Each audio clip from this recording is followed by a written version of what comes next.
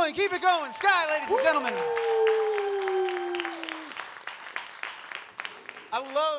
First of all, welcome. Thank you so much for being here. Congratulations. I love the album, especially, not the least of most, because of the title. You got to lean into it. You can't softball fuck yeah. You got to be like, fuck yeah, chaos Fuck the yeah. consciousness. Oh, by the way, there may be some coarse language in this interview. Sorry, I forgot. Sorry about that, y'all. But it welcome. comes from positivity. Fuck yeah, when you say that feeling, I mean, come on, man. Yeah, you feel good when you say it, right? That's it's right. Super positive. Well, congratulations on the album, man. We're going to talk a lot about it. Real quick, that video, Greg and I were watching. One of the things we took away, we learned from that, always have a joint ready to roll in your car in case you break down to the side of the road, because it makes that walk that much better. That was a life lesson. Come on, man. Everything is smooth when you got a little something to ooh, Little you know something. what I mean? Beautiful. Congratulations again, man. Let's talk about it. This is an incredible, ambitious release. 30 tracks. 30 tracks. How long has this album been in development? Man, about 2 years, but actually in that 2-year process, I made 4 albums, and so 3 are unreleased. This is the first of a mini. It's like Star Wars, so it's like Star Wars: Return of the Jedi. It's Fuck Yeah, Chaos the Consciousness, and then there'll be another one. But yeah, man, you know, for me, it's about art, you know, coming from the heart. And this album has taught me so much. It's really helped me enlighten myself. And, you know, it's just, it's amazing. So the 30 songs, you know, was just a process. I had 7, and then we're like, all right, we're going to put out a little EP, you know what I mean? And then it just became more and more and more. And after 7, I stopped writing. And so I just get in the booth and I just start doing my thing, and it's just a beautiful process, man. Well, it's pretty incredible, man. I mean, a lot of people, a lot of artists or bands will go into the studio and they'll lay down like 20, 25 songs, and they'll say, these 12 are the best. Did you have the number 30 in your head? You had those 7, good to go? Or was it one of those things where just you kept writing, it just felt right and the art just kind of happened? I kept going, man. I was at about 25 songs, and I was like, you know, my birthday's coming up. I'm finna turn 30. Let's do it. I said, that's a nice number to round off on, you know what I mean? I don't know too many people who've done such a long album. You know, Biggie had a pretty long one, and so did Pac, two of the greatest, you know. But yeah, so I was like, you know, this is gonna, you know, represent my 30th birthday, you know, because it's really about me. You know, a lot of people know me from LMFAO. Long hair, shuffling, all that. But, you know, I was like, man, it's time for the world to know who Sky is. And so this is a project that has a bunch of things that are of meaning, you know. And so the 30 songs have a deep meaning for me, you know. And you released this, no label on this one, right? From your own entertainment production company. Hell no label, baby, man. It's all me. That's right. Well, this nowadays, I tell y'all, you don't need no label. You know, it's the power is in the creator. You know, the power is in the internet. We can do it all ourselves, and so that's what I'm about. Well, there's a great, one of your opening verses, I think it's on Dreamin', where you kind of talk about some of the rough experience you've had in the past. So I imagine this decision, it was about having the creative freedom, right? Doing this on your own terms and being able to put out the message you wanted to put out. Where did that come from? What kind of experience led you to have that desire? You know, once you have such a real success like LMFAO all around the world, things like that, and then you want to go do your own thing, you know what I'm saying? The label's like, oh, hell no, you know, man, because, you know, you that money maker, so we want the LMFAO music. And also, you're a solo male artist, so now you're going to compete with Eminem and all these other cats, other solo male artists that we're pushing. So, you know, the politics and all that stuff get in the way of art, man. I don't call it the music business. I call it business music, because business is first with them. But for me, man, I'm a creator. And so I said, you know what? I fought for 2 years to get off the label. It was really hard. It was really hard. You know, a lot of doors were closed and all this stuff because I was affiliated with a label that wasn't pushing my project. And so when I step in the building, they're like, well, why they ain't behind you? I'm like, man, you know, it's all good. One day y'all see. Right. Now I'm here. Yeah, congratulations, you are here. Round of applause, because... Yeah. I mean... That's got to be a great feeling. You're working on it for 2 years. You're pouring everything you got into it. It's out now. The fans are responding to it. You must feel amazing about it. You should be very proud. No, yeah. I'm really proud. You know, the thing is this. I've made a lot of music in my life, but this is the first project that when we released it, it was about 5-6 people that it took to make this entire project happen. And we looked at each other, and, man, we had such joy. It was really a fuck yeah moment, because we're like, we really did it. To us, this is perfect. We won already. It's like we already won the Grammy. You know what I mean? And we know that it's going to take a long time for people to digest this. That's why we're going to we're going to promote it for 30 months. But so you know. Well, for sure. One of the things I wanted to talk to you about, you were saying you were writing, you had 25, you had this, and it's like, well, let's get that 5 more. There isn't a song on the album that feels like, well, he was trying to round it out. Like, in fact, the first 15 and the second 15 on that album feel like 2 complete stories and 2 complete, like, voices, right? Yeah, man. So it's kind of like when you hit Mixed Up, you're officially in that second album now. Consciousness. Right? Consciousness, exactly. So the first half is that chaos. And me personally, right, like, this is just one man's opinion, that there's nothing wrong with the chaos, and I appreciate and I enjoy and recognize the place in the culture of hip-hop for the chaos side. And we're going to talk about some of those songs. There's some really fun stuff. But I really enjoyed the consciousness side and those tracks. Did you write them separately? Would you write 1 or 2 piecemeal? Did you know, like, did you have to separate and compartmentalize in your brain? All right, I'm working on chaos. Okay, now I'm working on consciousness. Or did it all just kind of happen and then you put the pieces where they may? You know, man, it just, for me, I just follow my feeling. I follow the universe. And it was amazing because the last song is actually the first song we did on this album. No way. And the first song is actually the last song we did. Yeah, the intro, yeah. So as you're working through it, was it just sort of fate that you happened to have exactly 15 of these and 15 of those? Or did you get to a point when you had those last 5 where you're like, I need 2 more chaos, 3 more consciousness? Or Well, you know, it was interesting because it was around like 28, 27 songs when I was in a meeting with my lawyer. And, you know, I'm like, I got new music, man. I'm telling you, shit's fucking hot, dude. And he's like, well, you know, I said, it's called Fxck Yeah. But it's really like chaos to consciousness. Like, that's like the journey you're going to go on. And he's like, that's your name. That's your name. I said, stop digging. I said, You've man, struck gold. slow down, Puffy. What you trying? No, but then I thought about it. And my manager, Reek, he's like, yeah, man, that's a really good idea, you know. And so I started looking at it. And I'm like, started to be real creative. And I started seeing, then I saw it.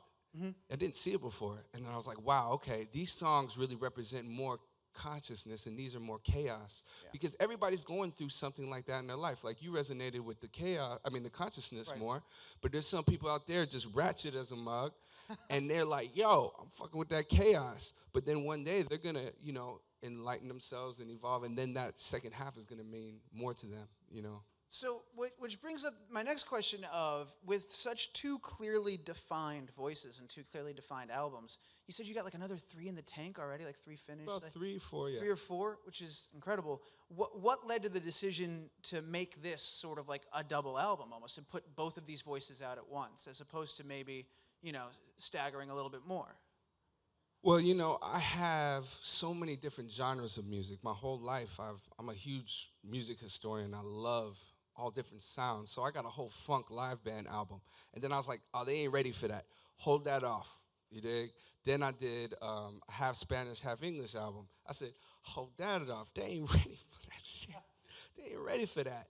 And this album just started going and going. And it really, you know, both sides resonate with the current hip-hop kind of sound right now. So I really felt like I couldn't just show them chaos, or couldn't just show the world consciousness, because I'm both. Yeah. You know, I'm not all the way a guru yet. I meditate. That's what Fxck Yeah and all these things are about to me. It's about, you know, evolving who we are and enlightening ourselves. And when you say Fxck Yeah, that feeling you get, you know what I mean? That's what I want to. Yeah. That's what I want all my life, you know, and that's what I want to give to people that hear my music or are around me. You know? Let's do something fun real quick. Everybody, just on 3, give me a Fxck Yeah. 1, 2, 3. Fxck Yeah! And this is the sign right here. You see the fuck and the yeah? Boom. Tell me you don't feel good right now. You can't. Feel good. It works. Man knows what he's doing. That's right. I want to talk to you a little bit. I know coming out of LMFAO, first of all, I love, there's no sign of bad blood. There's nothing but love, right? You're doing your thing. He's doing his thing. Yeah, why not? You're on hiatus. It's a good thing. And in fact, one of my favorite lines in the record is, I keep up on my chakras, but I'm still a party rocker. Yeah. That was fantastic. Love that. What I wanted to know, because I know it was important for you coming out of that, to sort of showcase these different facets and show the world there's more to this story. And I'm wondering, what part of this journey for you do you think was more challenging? Was it breaking out and finding your success with LMFAO, or is it now trying to redefine how people see Sky? Like, Well, for me it was really interesting because at first I was like, trying to, you know, look at like, oh man, everybody sees me in this way, and you're trying to like pull yourself over here, but then fuck yeah, man, it's all good, baby. I'm Sky from I shuffle, not every day, but I shuffle. And I'm still shuffling, and it's just a part of me. That's just one one little hue of my color palette is LMFAO. And I really wrote songs and produced songs with the group in mind, and to, songs that I knew Fu would like. But for me, I had to do something that was really my art, And so once I started really just expressing myself without kind of like thinking, like really without thinking, I was so happy with how it just like a stream of consciousness. It just kept coming, man. I mean, a lot of these takes are first takes. Wow. On this album when I stopped writing. And I was just like, man, this is just the beginning, and I really feel that, and my goal is to be a master of music. And so I feel like, it's 30 songs. People, you got to dive into, to me, it's a statue. People call it an album and all these things, but I make art, man. There's no different than this and the Mona Lisa to me, because it's like from my heart, For sure, man. my experiences in life. That's amazing that a lot of those are first takes, because I know for a lot of musicians that they'll say that the song is never done or the piece is never complete, and you go back and you listen to it again, it's like, oh, I could have done this or I could have done that. First takes aside, because obviously you were happy with those, with so much in the tank ready to go, do you find yourself going back, or are you focusing on the future and moving ahead? No, that's what I was meaning when I was saying, like, when we dropped it, we all looked at each other and said, this is perfect. Like, we smiled, like, I don't believe in that anymore where, it's never done. It's done. It's the album. This is what I want y'all to hear. This is what I wanted to hear, and so it's like, for me, it's like that little myth was broken for me on this album. And I was like, wow, I can create exactly what I want. I can get that feeling exactly how I want it. Most artists, they're going to do, 100 songs for a 15-song album. I did 30 songs for a 30-song album. Do you think like an interesting part of why that's sort of changing is the model through which you can get music out there? For years musicians would record and work, and then it would get stuck in the label, and you'd hear the songs a million times. So you'd have all these opportunities to revisit and rethink. But now, because of the way technology and the way culture is, you can create and get a response immediately. Do you think that plays a role in all of that mentality of like, we're done, let's keep going? Well, yeah, I think so. But also, when you're in the label, you got all these different people offering their opinion. They're not even real artists at all. They're business people. They're talking about demographics. They're talking about what's your ideal market, you know what I mean? What's your customer acquisition cost and all this shit. Yeah. That's not art, man, And for me, I know this album, I really want to start grassroots, I'll do shows for 3 people. It doesn't matter to me because I really love it, man. You know what I mean? And so I see the future, though, because my goal is to be one of the best that ever did it on my own, and we could come back full circle with the group, you know what I mean? But I've always, my whole life, man, people have always told me that I couldn't do something. My whole life, I've been to 12 different schools, lived in my car, dropped out of high school, don't even got a GED, nothing like that. I worked construction, saved up money, and then I bought a ticket to Miami, and that's how me and Fu started LMFAO, But I always followed my heart. And so many people told me, like, nah, man, you fucking up. You need to stay where the money is. You need to keep your hair. You need to keep wearing zebra and all this stuff. I said, look, I got to do me, And that's fuck yeah. When you realize and you have that self-love, that's fuck yeah. Fuck yeah, man. I think there's definitely something to be said, like that history, that past that you have, that hustle. There's no surprise that you have your own entertainment brand. You got 30 songs for a 30-song album. Like, it all kind of, the puzzle pieces all kind of fit together.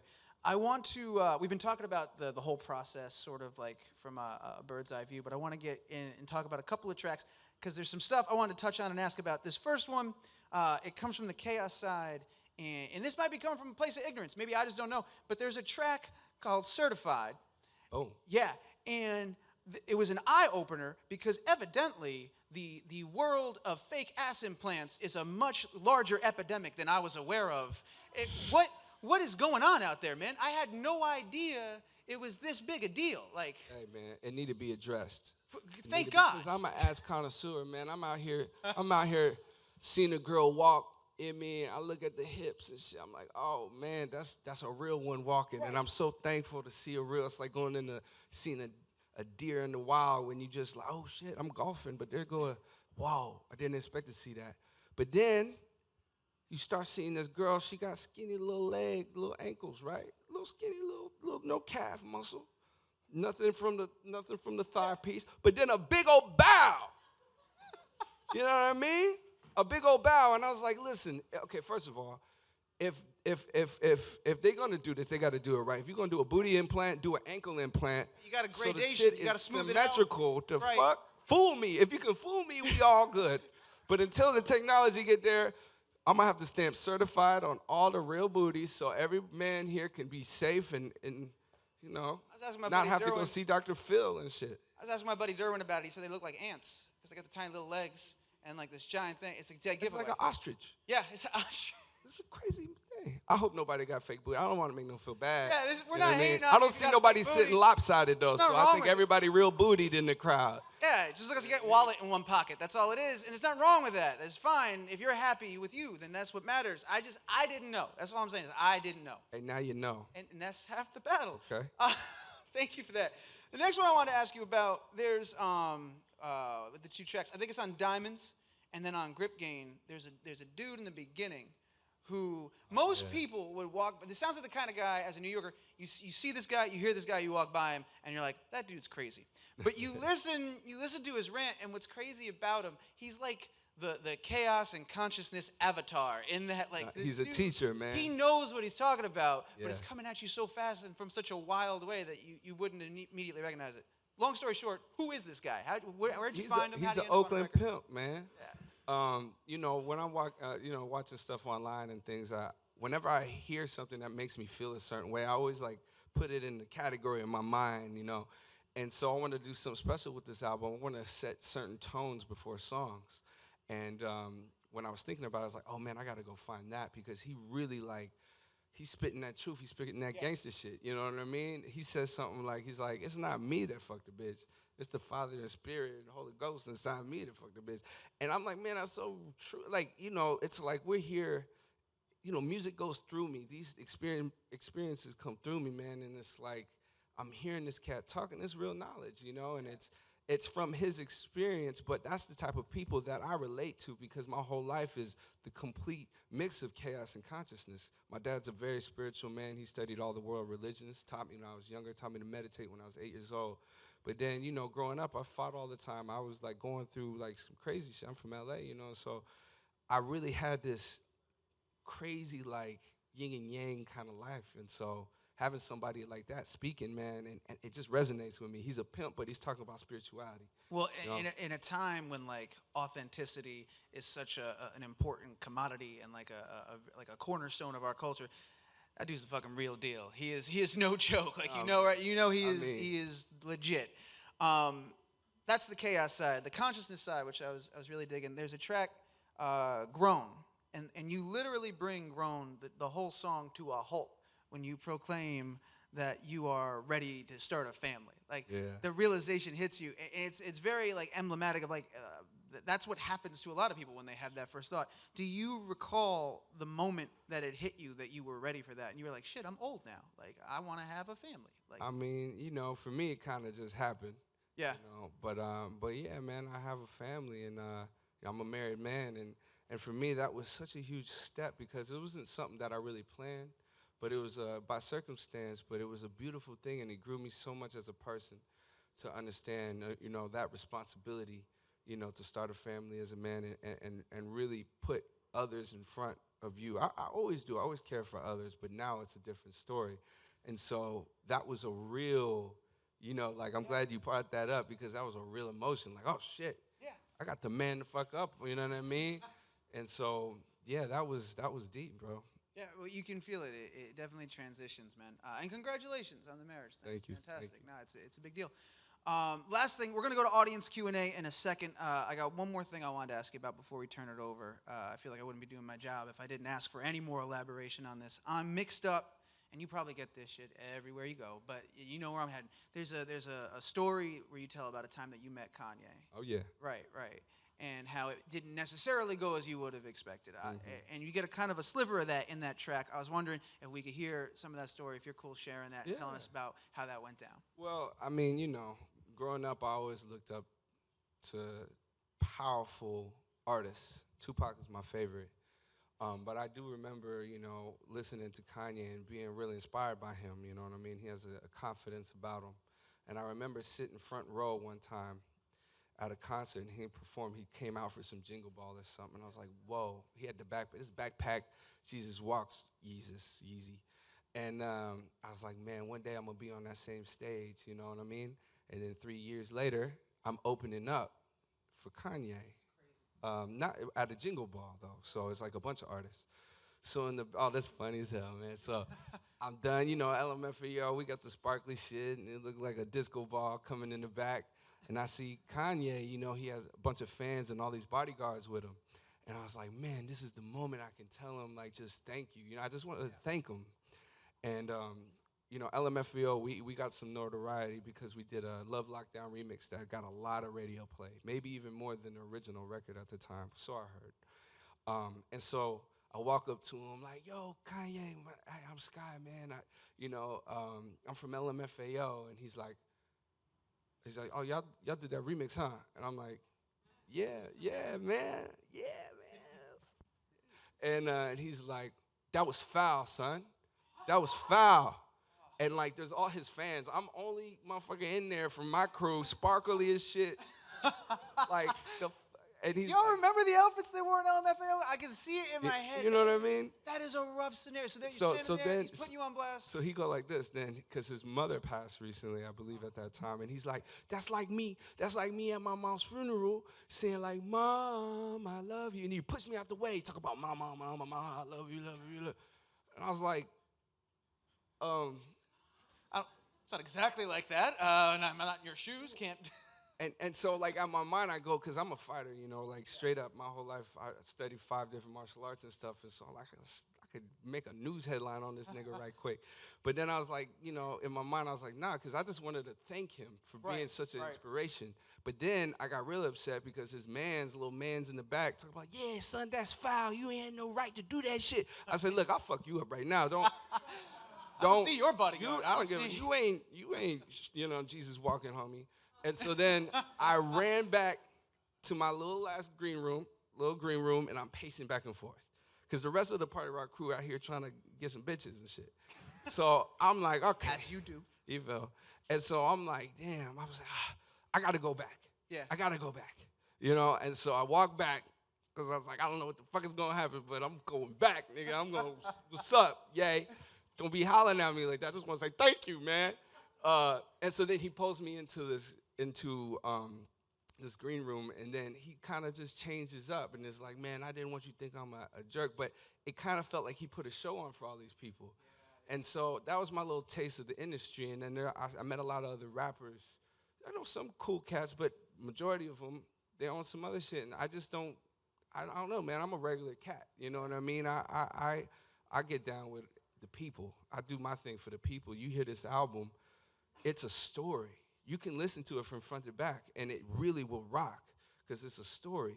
It's for the people, And so I'm only about that, the real shit, man. All this success and all this stuff, man, there's so many people that got so much money and so unhappy, but there's people out here ain't got nothing, and when they get a little bit of something, or even they just have that moment with somebody they love, that's life, that's beauty. Yeah. And these artists that don't really see that, I don't represent that at all. I'm the anti that. Right. Fuck Yeah is for people to realize the beauty within and to embrace that and enhance that. That's what I want in life. And I've been kicked down so many times, you know what I mean? And for real, like even just me being here on the stage, I'm so thankful because just a couple months ago, I've had the hardest times of my life. Straight up, like the hardest times.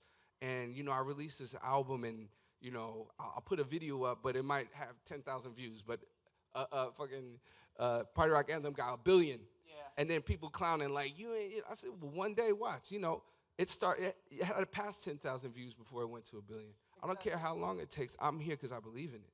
Right. So I don't have no ego, man. I'm here for the people, Well, 1, fuck yeah. 2, well said, and we're excited to have you here with us, man. And last thing I'll do before we go to the audience Q&A is that's a perfect call out. I don't know if I've conveyed that eloquently enough, but there is a super positive message within all of that stuff on this album. Even, yeah, you got your fun stuff on your chaos side, and you're having a great time, but even that doesn't get too negative. Like, it's a great message. There's some great lyrics in there. It's a fantastic piece of work. You should be very proud, man. So thank you. Let's go ahead. Let's open it up. Take some questions from the audience. What do we got? First one, right here. Hey, I noticed in the video, I think you sampled "We Made It," like a second of it. Did you say "We Made It"? Which song? We made it. We made it. Dun, dun, dun. No, never mind. Never mind. You know, don't say that too loud, because I don't think so, but you're going to fuck us up on some copyright shit. All right, never mind. I might have got it mixed up. Okay, new question. That's a record on the album, though, mixed up. Okay. Track 15. What's your go-to karaoke song? Ah. So we made it. No. And if I ever fall in love, I will be sure that the lady... I'll be doing that by myself in the studio. Oh, my God. No backing track, just singing it, just feeling it in the moment. And that's real. That's no question. Next one, please. Hello. How you doing? I'm good.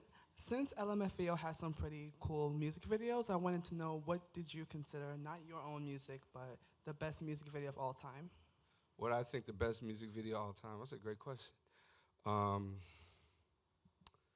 Wow. I definitely feel, shit, that's a good question. I don't know. I mean, there's so many great ones. I feel, dang, that's all my, Party Rock Anthem, goddammit. Until we make another one. But yeah, I mean, there's a lot of great ones. Right now, I actually can't even think about, I'm like stunted. It's like, think of a cereal. Oh, no, I'm just playing. I don't know. They put you on the spot. It's a tough question. Yeah. We've got time for one more question. Let's go ahead. All right. I heard you mention something about you kind of being an underdog. So what do you do to self-motivate, to keep going? You never, ever waver in the belief in yourself. My whole life, man, I was living in my car writing songs, excited because I knew one day people were going to sing the songs that I'm writing. And from that experience and the hustle that we had in LMFAO, we did everything. We made our own shirts. We pressed them up, vinyl press, all this stuff, design on Photoshop, made our beat, all that stuff. Worked so hard to get to where we were. So I understand what it takes. You know, it's that unwavering belief in yourself, because you can have the worst day, but that next day you can have that break that just changes your life. So you can never be looking down. You always got to look up, or you're not going to see the blessings that are in front of you. You know what I mean?